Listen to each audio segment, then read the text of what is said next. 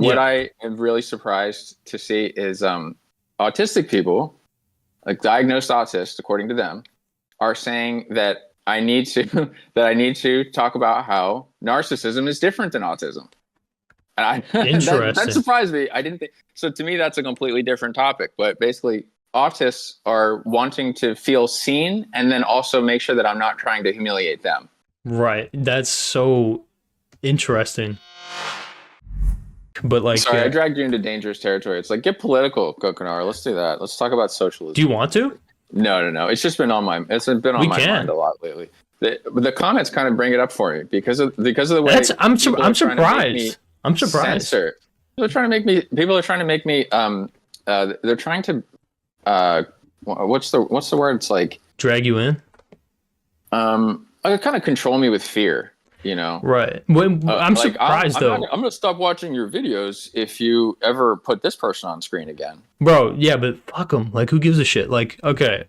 I'm trying to think, right? Like, what? Truly, fuck them. But why I give a shit is, I try to basically I try to synchronize what I talk about in part with what people want me to talk about. So I do care what people think, and I read the comments. Like 49% of what I'm going to make a video about is to try to please the viewers. So I care what they say, but I'm not going to let one person try to make me feel fear and then do what they want. Like, okay, let me give you an example of one comment. Somebody goes, and this is a person who's like fucking gaslighting me.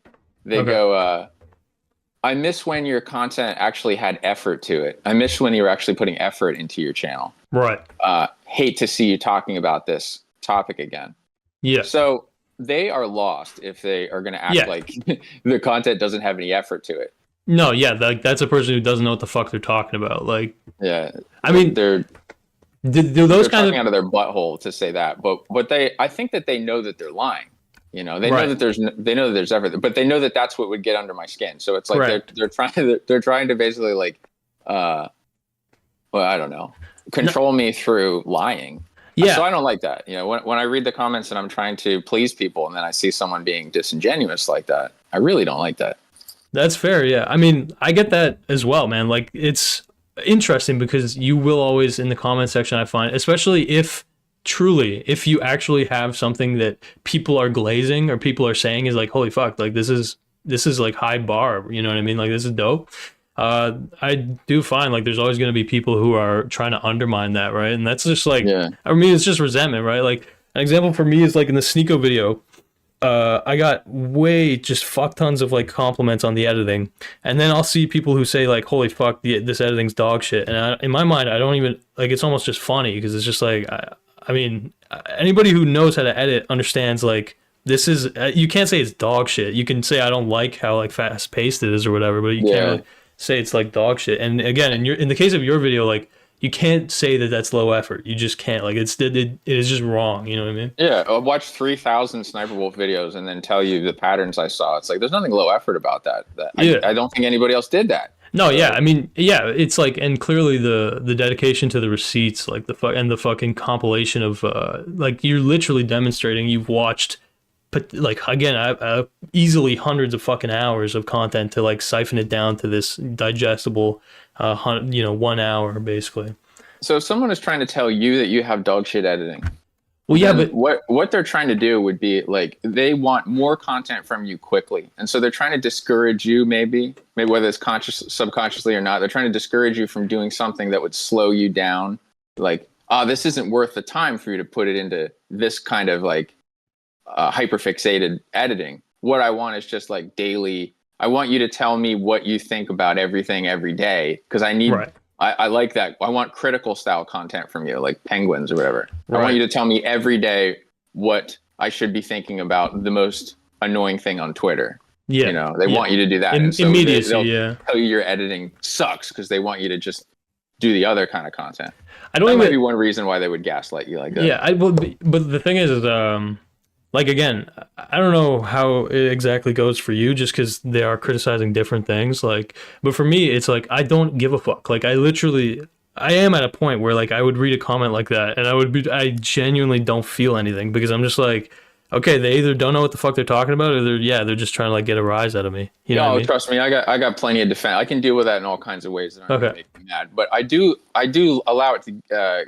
I'm sort of like experimenting recently with like allowing some things to get me mad that are attempting to make me mad. Right. Because I think it's almost like getting mad when someone's trying to annoy you. I think has almost become underrated because there's been so much of this like you mad pressure on people Right. to mask like what they actually care about because whoever gets mad first loses. And it's like, you know what, I think I'm over that. Like I want to see, I know where that was coming from, but what I think I want to see more of lately are people who are passionate about what they're doing and who like care about it being good. I So if see. someone gets upset about people getting things wrong, I'm kind of like, oh, what are they onto? You know, like that's where I get interested. I see. I see. Okay. So you're like you kind of you like the idea of like choosing violence or like clapping back when someone's like capping. Is that the Yeah, idea? almost. You know, it's a dangerous thing to do because on the one hand, the people who go completely into allowing the audience to make them mauled are lol cows. These are people who can Right. be milked at will. Yeah. So you have to do it consciously, and you have to be able to step back from it and be like, okay, you know, I'm done Yeah. performing, I'm done my performative annoyance for the day. But the reason that another reason why I read the comments is like this video came from the comments. People were telling me that she Right. had narcissistic personality disorder, and I Yeah. didn't know that. I didn't. So like 130 comments led me towards what ended up being like a big truth. So Yeah. I love the crowdsource and the wisdom that comes from being aware of what everyone's saying. It's just it really you really do have to guard your mind and your emotions when you're reading thousands of strangers trying to influence you one Yeah. way or the other, That's right? that's true, man. Like that's one thing that, especially, bro, especially with our type of content, that was one thing that was hard for me to adjust to. Like especially since like I gained prominence from a pretty fucking tumultuous video. You know what I mean? Like it was like a very controversial at the time kind of video. Hmm. And it's like I was amazed because again I had like no relevancy prior, and it was like incredible. It just felt like a bunch of different voices that were in my own head a lot of the time, right? Like these were like with almost all of the comments, it was always like, "Damn, these are like almost the thoughts that I've had while I was making this video." You know what I mean? Like even the Yeah. self criticism. You know what I mean? It's it's kind of psychically, The other it's reason to read fascinating. all of that is like when you become aware of the patterns of sort of like the easy low hanging fruit criticisms that you'll start to see over and over again, and then you can internalize them and have them be some of the your own creative demons that keep you in check. That's Hmm. good, I think, because Yeah. it helps you mitigate like making mistakes. Yeah, it's like It a helps you mirror. like yeah, it can help you be better, you know. No, yeah, I totally Doesn't agree. feel good to have an internal demon that's like it sounds like someone in the comments that's telling you that you're getting this wrong or whatever.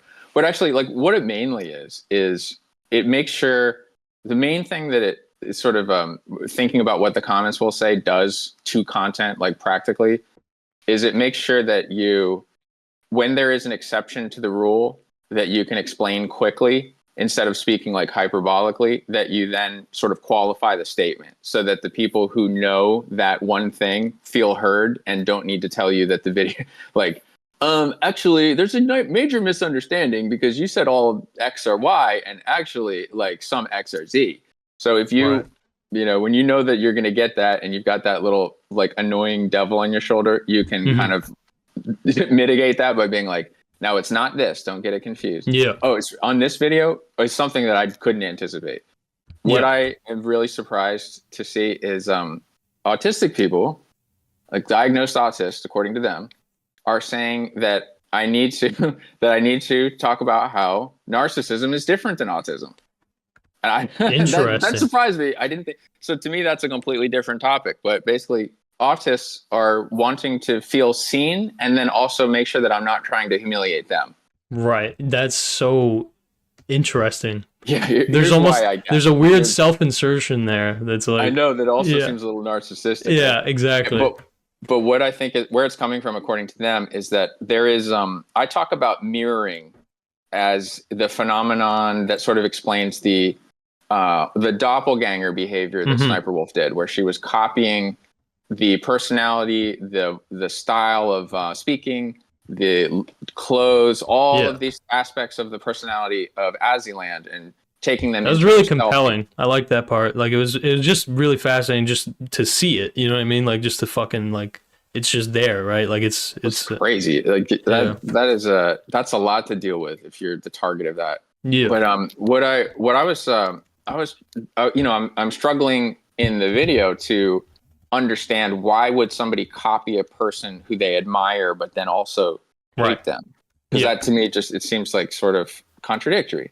And I talk about mirroring, and when I say mirroring and copying, I'm not talking about little social mirroring where when someone crosses their arms you cross their someone crosses their arms you cross your arms. Everybody does that. Autists do that more. Autists do that frequently in order to stay in sync with social cues. And that's not what I'm trying to call out or say is bad or whatever. But a lot of autistic people in the comments are like, "Hey, I kind of do that too, and that's how I get through things. And I want to make sure you know that I'm not an evil narcissist, and I don't want to be called a narcissist." And it's like, man, all right, that to me would have been a total. That's a danger as far as like you open a door into a can of worms, basically. It's like endless digression into all of the things that it's not. No, you did not need to do that. And honestly, it's kind of actually a good sign to me that you're getting comments like that, because I was going to say, this is, again, another difference in my mind with more like prototypical lolcow content, where it's like the way that you present it, the way that you kind of almost diagnose, some of the fucking weird scenarios, it does invoke like a fucking, like it almost can hold up a mirror to the life of the person who's viewing it, right? Like, again, you describe it in the sense of this will help people make sense of past interactions with potential narcissists they dealt with, but it is also clearly the case, like even me while I was watching it, people are low-key, they're trying to see like, fuck, is this me? Am I being called out right now? You know what I mean? And it's like you're holding a fucking mirror to it, right? Like and whereas people were seeing themselves, and then when you do that, when you implicate someone, the way that they react could be the defense mechanisms we're talking about, where they get angry because basically shame starts to bubble up, and they have defenses that don't allow them to feel shame. So they are, the reason they're yelling at you in the comments about it is you made them feel embarrassed for a split second. They couldn't deal with it. But you bring up a good point. The self-reflection that I think could do everybody good on the topic of narcissism, I think really is valuable. And it's something, I mean, this was a challenging video for me to make if I'm going to pull the curtain back and be honest about it. I can believe that. Yeah. Sorry, go on though. Yeah. There's a lot to, a lot of self-reflection that I had to do about, okay, because there's so many different traits associated with even just that one disorder, and that are on and whether you're talking about the categorical NPD or you're talking about the spectrum of pathological narcissism, either one, there are so many behaviors that could be applicable to me and to you. And so there's a lot of self-reflecting to do. And some of those things, like, I had to think about some of those behaviors I do a little bit. And I'm like, oh, why do I do that? Yeah.